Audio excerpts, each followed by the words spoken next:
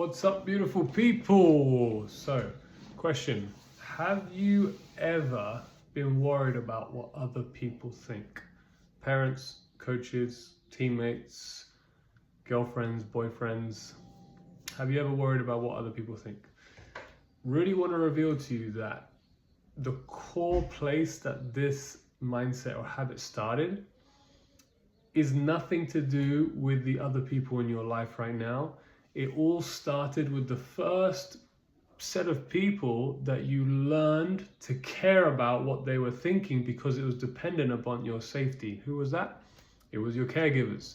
It was your parents. See, when we come into this world as children, if we don't abide by the rules in the house, there's a threat to our nervous system that we're going to get kicked out, we're going to get not accepted into our family, which is a real threat for our bodies, because all we care about at that point is just nurture and development and obviously surviving. So what happens is we go through so many years of practice of having to keep an eye on what our parents think about us. Are we doing things right? Is this acceptable in their eyes? Because otherwise, they're the ones getting the roof over our head. I mean, that could go on for 7, 14, 20 years. And because of that habit, we then overlay it onto the rest of the world. What do they think? Is what they think about me acceptable in their eyes, even though you don't live for other people to be acceptable in their eyes. You live for yourself to live in your dream reality, your vision, your mission, your purpose, to unfold that and actually live that as your life and your lifestyle. And so when we actually reconcile one of the first memories you had of where you thought you had to be careful around your parents or your caregivers or people in authority, when we go back to the first time that you can remember and we ask a kind of question, what was going on there? How did you feel? You don't have to have the answer to these questions, but when you ask them back to yourself, you can just do a huge exhale and breathe out for whatever you need to release that you were holding on. Any type of mindset, any type of suppressed emotion, because it's often the nervous system, the body is actually following a memory automatically, and it's a blind spot of ours that we overlay that memory onto other people, our coaches, audience members. We feel judged. And in reality, it's got nothing to do with the audience or the people. It's all to do with that first memory when we were children, where we were practicing, taking care of other people's opinions of us to make sure we were being a good boy, good girl. So that being said, after you've been able to identify that, then you can start to feel, what was that like? What was that like to actually have to always be careful of your parents or your authority figures in case you did something wrong, in case you got told you were bad and you had a threat to your actual life that you're going to get kicked out of the house, not physically, but as a metaphor, not be accepted, be put on the naughty step, feel detached from your caregivers. What did it feel like to go through that?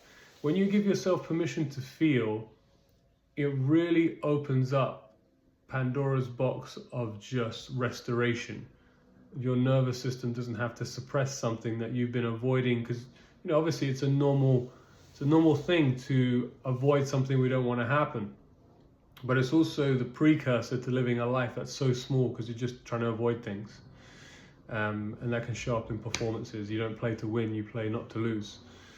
Or it could show up when you're in your romantic life. You don't go into romance to have a beautiful relationship. You have it just not to lose them, and so you turn up as this version of yourself, which is very small and limited. So yes, when we can reconcile, allow ourselves to feel those emotions, we're now saying to our body, I'm not scared of this anymore. I can face up to this. This is not scary anymore. I'm an adult.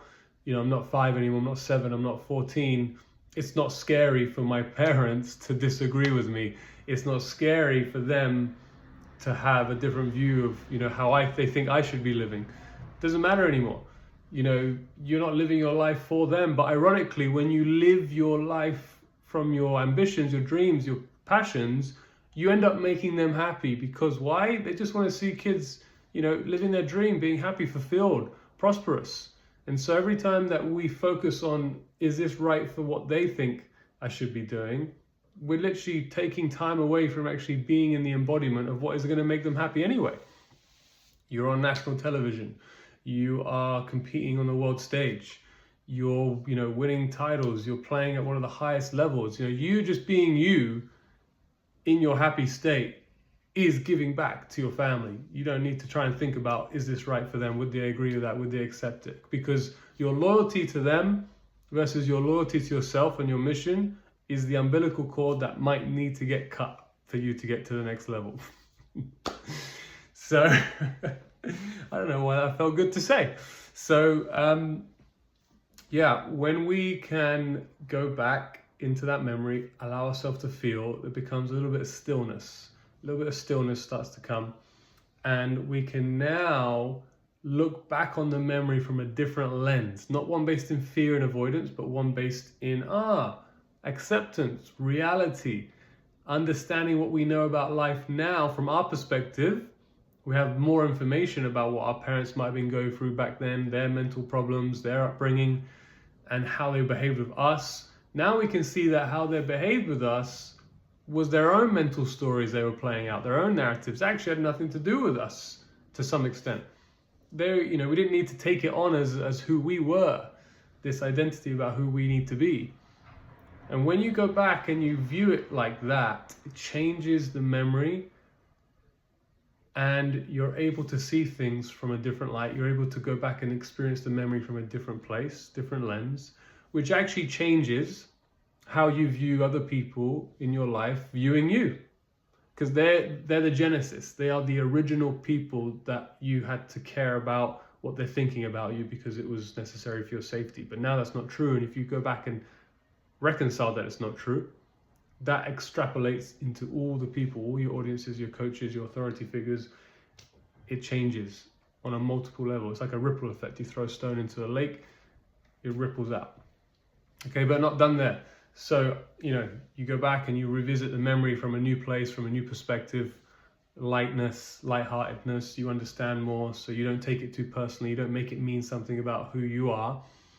But the invitation is, if you did see poor role models, or if you did see poor attitudes or behaviors as a child, it's what I consider our gift in order for us to demonstrate the opposite in life. Because anything to do with poor behavior, poor role models is to do with a lack-based mindset, fear-based mindset. Someone's in pain, fear. If you live from that place, you're going to be having the reactions of that, and you're going to be embodying that. You're going to eventually have these poor kind of behavioral adaptations. And so the invitation for us is not to take that on about, that means that I'm bad, or that means that I'm also like that, or it must mean that I'm not good, or I'm a bad boy. No. It's not to go into those type of identifications. That's what I call a misidentification. It's actually to use it as an invitation, go, okay, wow, I definitely don't want to be like that. So, okay, this is my opportunity to demonstrate truth in the world, like vitality, prosperity, joy, passion, love, inspiration, intuition, awe, wonder, these things that you have in your mind as a child, that you know who you are before the conditioning of society and childhood family experiences. Before that, you have these imaginations. Your imagination runs wild. You have a vision of who you want to be.